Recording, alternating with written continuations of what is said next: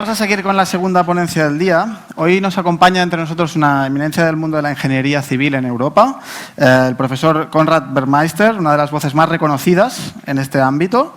Él es miembro de la Universidad de Recursos Naturales y Ciencias de la Vida BOKU de Viena, con una amplia trayectoria vinculada al mundo académico, pero también a la práctica profesional.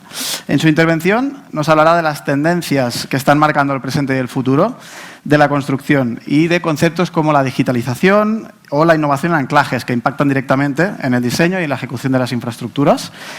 Profesor Bergmeister, the floor is yours. Thank you.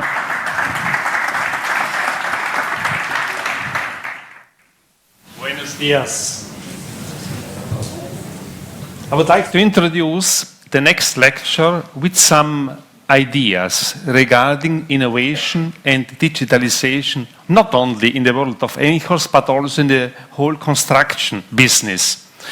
Ladies and gentlemen, it is a pleasure for me to announce, to discuss with you some actual megatrends, finally go to some new developments which are there, which are promoted also by Fisher, and finally some new ideas which came into the anchorage business. What are the key issues? Where are we now? Where are we staying with the new Green Deal, which was promoted 5.5 years ago in December 2019? It was the past Pope Franciscus who promoted in a fantastic way through the document Laudato Si, exactly on the 24th of May 2015, more or less 10 years ago. He was the ambassador, the promoting key figure in the world for a more sustainable way to work and to promote the next future. I was involved the last year on a European level to reflect together with the European Construction Industry Federation, the European Commission, and the Association for Civil Engineers, to figure out what are the main issues in order to reduce the approximately 50% of emissions, to save natural resources, and finally to avoid waste. In the construction business. This is not a topic which can be solved immediately. This is a topic what we have to solve in order to ensure the life for the next generation. And therefore, we have to do as much as possible in order to encourage ourselves and to promote actually the life cycle extension, not only for us as a human being, but more or less for the whole existing infrastructures. We have to try to promote a circular economy, which is not an easy task. The industrial partners are promoting on a very efficient way the emission reduction, talking about cement, talking about different issues regarding also the awareness of the emissions, the CO2 emissions. And finally, I would like to talk also what is the impact, what is the challenge for the anchor business. So, going digital is growing together, as Ronnie Mihala has been already pointing out very well. And digitalization is not anymore a new task. It's there everywhere. Ladies and gentlemen, I would like to start with the situation, how can we extend the life cycle of existing structures. Talking about digital inspection, talking about structural health monitoring, numerical modeling, and finally also some ideas about upgrading existing structures. So the situation is the following, that we are on the one hand side, our structures are they do have a very strong degradation direction, imposed also by the environmental exposure. And on the other side, we have to upgrade the infrastructures.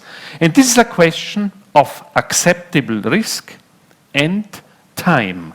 When the prognosis is done, then the business starts. since it has to be organized, the inspection have to be organized, the intervention have to be organized as well. And so therefore, it is an ongoing business. More than 50% of the whole infrastructural structures on a worldwide level have to be upgraded. They have been built after the First World War, after the Second World War, and now we have a lot of existing structures. And it would be a pity not to preserve the existing structures.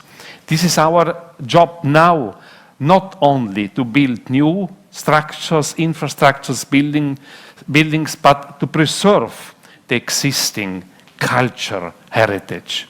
I was responsible many years for a long highway crossing the Alps, and therefore we learned a lot about visual digital inspection, measurements, the situation in situ measurement in order to detect the chloride penetration. And finally, we instrumented a lot of bridges through structural health monitoring. Science helps us, as the dean was pointing out very well, but we have to transfer the knowledge from the universities quite fast into practice. And this is a little bit our difficulties all the time. This is only an example how we try to simulate the ongoing corrosion in terms of time after 5 years, 20 years, 40 years, 50 years by reducing the cross-section of the reinforcing bar or of the pre-stressing tendons. And in order to do so, we have been able finally to develop a so-called digital twin, which should correspond to the real behavior in terms of deformations, vertical and horizontal ones, and finally to be able to calculate also the probability of failure after a certain period of time. This is the scope. Now, what is the real difference between visual inspection and digital inspection? On a worldwide level, engineers are going out to the infrastructures. They are doing a lot of visual inspections. They are trying to detect what, on their experience, what they are able to see. But by using, in addition, digital inspection means that we are able to identify also some unknown zones, which are not visible with our eyes, which probably are not seen by every inspector. And therefore, digital inspection by using drones allows us to be much more precise and certainly also more localized for specific defects on the surface only. Now, by screening the geometry and preparing actually a geometrical model, this model can be transferred quite easily into a PIM model, a building information model, which allows us also to be quite careful what is going on a surface basis, and which allows us also to have the basis for further analysis, structural, in order to calculate the structural response of our structures. What are the key elements? So first of all, you have to to capture the images. They can be taken by some specific LiDARs, also by your mobile phone or by drones. It is important to have a certain precision, a certain accuracy in order to identify quite carefully the surface itself. We are able at this moment of time to identify by 1 pixel approximately 0.25 millimeters. So that means a half pixel is able to identify a crack width of approximately 0.1 millimeters. Afterwards, creating the 3D model allows you to identify, supported by artificial intelligence, the certain types of defects. At this moment of time, we are able to identify out of 28 different defects, 8 of them. Flexural cracks, shear cracks, torsional cracks, carbonation, spalling, and so on. And now it comes into a new topic, which is quite important. As an engineer, we don't want to have only the surface.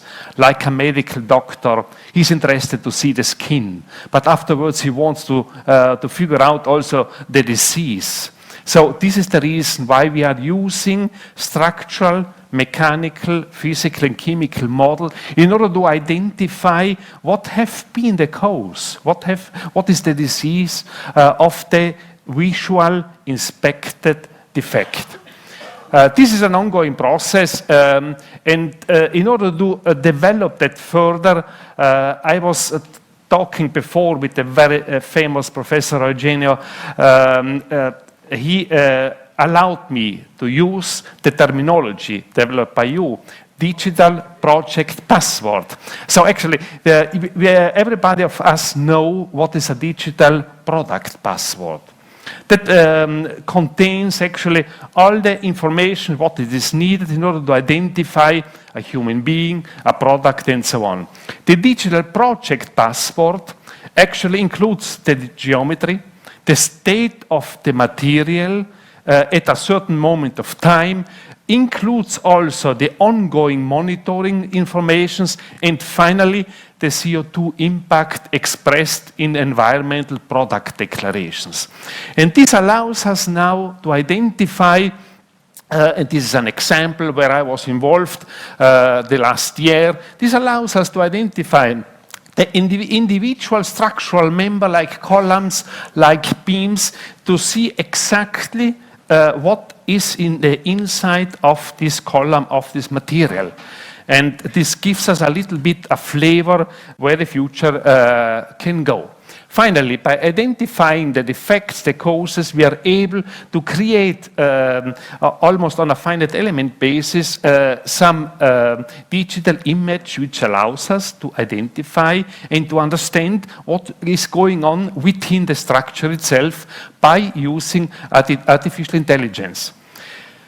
This is already an existing business. This is already known by the civil engineers, that we are able to simulate the structural behavior by using finite elements, nonlinear finite elements, and finally to calculate on a nonlinear basis the load capacity, the deformations, the crack widths, and so on.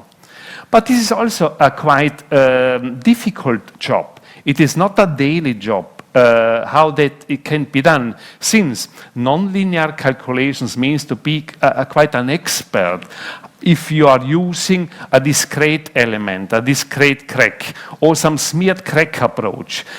Certainly, we are always talking about strain, but it depends so much if you are distributing that amount of strain within a certain length and so on. So this is something which has to be done by some sophisticated, prepared engineer, and then they are able to calculate the minimum probability of failure per year in an almost, let's say, precise way. Nevertheless, we need always the experience of the engineer in order to judge, in order to evaluate the calculations if they are also done in a quite sophisticated way. Fischer developed, as Dr. Mihala has been pointing out, the sensor disk, the sensor anchor. And this allows us also to establish within a structure different reference points in order to measure the exact behavior on certain points and to adjust the so-called digital twin on the monitoring point. Integrating structural health monitoring within the whole life cycle simulation means be able to use this data. Who of you are already involved in structural health monitoring knows exactly that we are accumulating a lot of different data. We are filtering the data, but then the job starts afterwards. Can we use these informations? How can the information be translated into a real structural response? And how should they be evaluated in order to describe the aging effect of a structure? This is an example only where we tried to simulate randomly the exposure attack of chlorides, of different environmental exposures in order to develop the so-called digital twin. Now, we know what is going on, and we want to upgrade our structures by using different new materials, carbon fiber sheets, basalt fiber sheets, and so on. We are adding something externally to the structure or internally, and we are trying to improve the structural behavior. And finally, we need also in somehow to close the work force flow within a box girder and so on. This is not always an easy task, since you have a lot of normally pre-stressing tendons internally and reinforcing bars. And so you need also some anchorage in order to really to close in somehow the force path within a structural member. All that information actually finally must be included, and we have the honor now that Professor Matthias Neuner, which is a Fischer and Dove professorship at the University of Vienna. He is a high, sophisticated, worldwide nominated expert on numerical material modeling, and he's a specialist how to model the anchor behavior within different concrete specimens with different spacings and interactions. So what you have been seeing now is actually modeling the structures from the macro level, the meso level, the structural level, to the micro level, like materials, like anchors. Now the question comes in, are our fasteners also capable to work for more than 50 years? Since the design based on the Eurocode 1 is based on a life cycle of 50 years.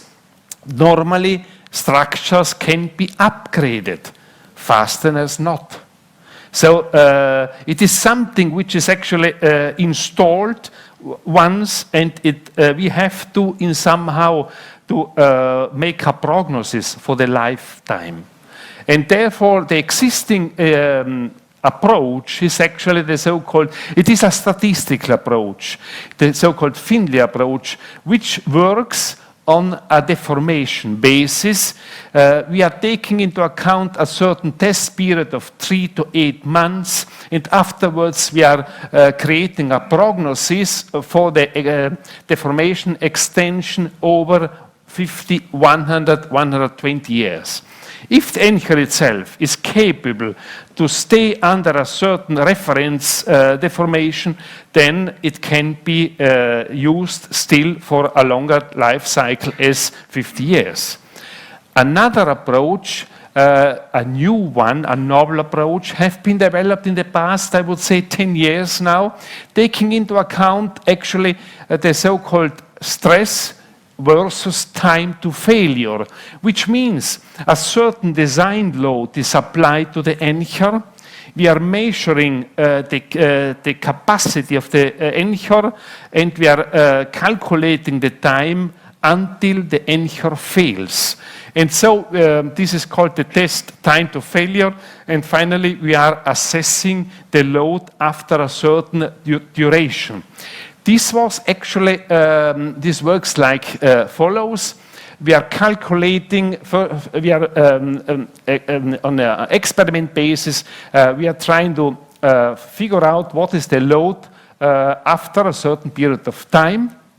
Doing that several times, calculating finally not the deformation, but the characteristic load, which is a huge difference to the existing approach. We are calculating now the characteristic load in terms of different time length, and we are trying to figure out actually what amount of load can be carried by the anchor after 50, after 100 years. This approach has been developed by Dr. Johannes Baumakis. He is now working with Fisher. He was paid through his PhD by Fisher, and that approach will be the new approach, which is now in an ongoing process through the so-called European assessment document or declarations. It's an ongoing process, and we hope that the approach will be applied not only in Europe, but also in the United States. So actually, Fisher was supporting to develop a new design approach for the sustained load of anclages. Now, I'm coming to the last part of my presentation. We have been talking about service life extension. Now I'm going to the circularity using recycled aggregate and to the reduction of emission. What can be done? Yeah, the key issues, actually, the key parameters to reduce the emissions can be summarized in the word, as you know it, sustainability in terms of low energy buildings, low emission reinforcement, low emission binder, and the usage of partial or full recycled aggregate. Now, this topic will be reflected together with you, first of all, in terms of the concrete. If we take a closer look to our concrete, then we see that actually the bad guy is the cement. And we realize crossing the concrete strength from C20 to C50 to C100 as well, the biggest impact on the environment have the phase A1 to A3, which means the material itself. So we have to do something with the binder. And this means that the industry producing cement is now asked to solve this problem and to promote solutions. The actual situation is actually the following, that we have in 1 cubic meter of concrete a certain amount of aggregates. We do have additive, cement, water, and some admixtures. This is the normal actual concrete. A first approach is actually to use fly ash, limestone powder, slag, and so on. Another quite interesting topic is they are developing now new cement types like the Chem2C with a reduced amount of clinker, or to use rock powders, or to use different calcinate clay, which is an interesting material, in order to reduce the impact of equivalent CO2. On a European level, there exists already certified cements which are able to reduce the CO2 impact by approximately 40%. So this cement is known, can be used for buildings. We still have some problems with the exposure class XF4, which is used for tunnels, which is used also for bridges. This is still an ongoing situation, but nevertheless, the technology goes forward in order to develop sustainable concrete, and I'm sure that the next time step will be that within the next 5 years, we will have binders which emit almost no CO2. They will get to approximately 50-60 kilogram CO2 per ton. Ladies and gentlemen, what's going on about our natural resources, aggregates? The consumption is approximately 50 billion tons on a yearly basis worldwide, and 40% of this natural aggregate, of the natural resource, goes into the concrete. When we are asking ourselves, and this was a work published this year, 2 months ago, by Alicia Vasquez Cabrera, talking about the usage of recycled aggregate, and she found out that Spain is using 2.4%, almost nothing. The best country in Europe is Belgium and the Netherlands. They are using already 25%. Afterwards, it comes the UK. In Switzerland, they are promoting in a very strong way the usage of recycled aggregate. Now, this means in terms of circularity that we should use recycling, upcycling, reuse of existing structural members, specifically in urban zones. We do have a couple of research projects on that. And in order to promote the cradle-to-cradle approach, I'm sure that now we are in a scaling up phase. And I hope that in approximately 5 to 10 years, we will have a clear approach how to use actually recycled aggregate. But the problem is the following. We need not only a strategy at the material level, we need also some supportive policy framework. And this must be imposed by the code maker, by the regional responsibles, and we need quantitative targets. Do we want to achieve 25, 50%, 75%? And finally, the question comes in, does our anchor still work in concrete with recycled aggregates? Now, in order to give you there some first information, Fischer was promoting research in that for this task, and a PhD student of mine, Mrs. Zdravka Mikulic, sponsored by Fischer, is working already since 2 years together with a couple of other students in order to figure out the behavior of bonded anchors in concrete with recycled aggregates up to 100%. I would like to present you only 2 slides on that. The first one, this is actually the natural stone, the natural aggregates used for concrete. The values are normalized. And then we see by using 75%, certainly the aggregates are prepared, they are washed, they are cleaned, and then by producing such a concrete, and we are using also emission-low cement, emission-low binders, we are able to figure to have a behavior of approximately, let's say, 82 up to 93%. It is a small reduction, but not so much. And this can be finally included in our calculations in the dimensioning process of anchors. Studies are going on for expansion anchors, and so I can make this statement that on the actual knowledge and until now we know that Fischer anchors are suitable also for to work in concrete with recycled aggregates.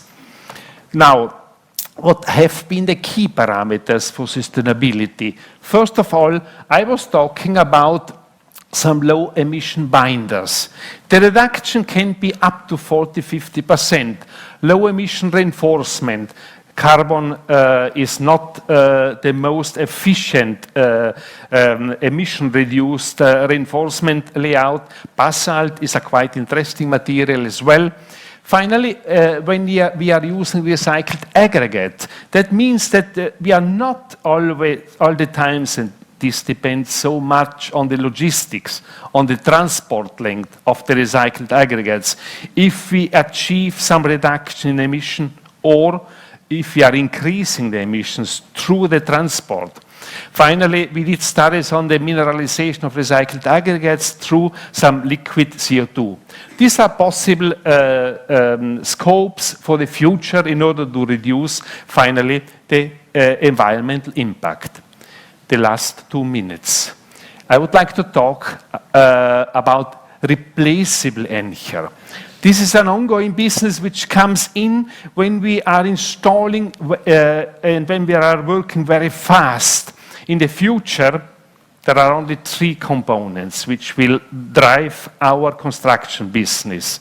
We have to be very, very fast for our construction. Secondly, the efficiency to guarantee the quality, and third, emission-low constructions. Fischer is working to use replaceable anchor systems, smart anchors, taking into account monitoring devices and so on, will be the next future for buildings and so on. And by using, on the basis of the existing information and knowledge what we have through the medicine, by using generic artificial intelligence, we will be able, in the future to figure out not only the right anchor type, but also to select the right structural detail using different kind of anchors for a certain problem. And this will be AI-based. And therefore, the future actually is something which will be promoted by extending the lifetime of our existing structures, including the fasteners, monitoring, maintenance, upgrading of existing structures. The circularity and the sustainability are for sure the key issues in the next future. Finally, we need multifunctional fasteners in order to connect, to fix and to monitor the existing structures, and we are able already to promote digital twins supported by artificial intelligence. Ladies and gentlemen, let's shape together the future of construction. Gracias.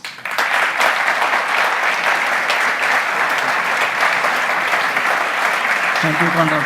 Thank you. Bueno, después de esta visión tan clara del momento que vive el sector,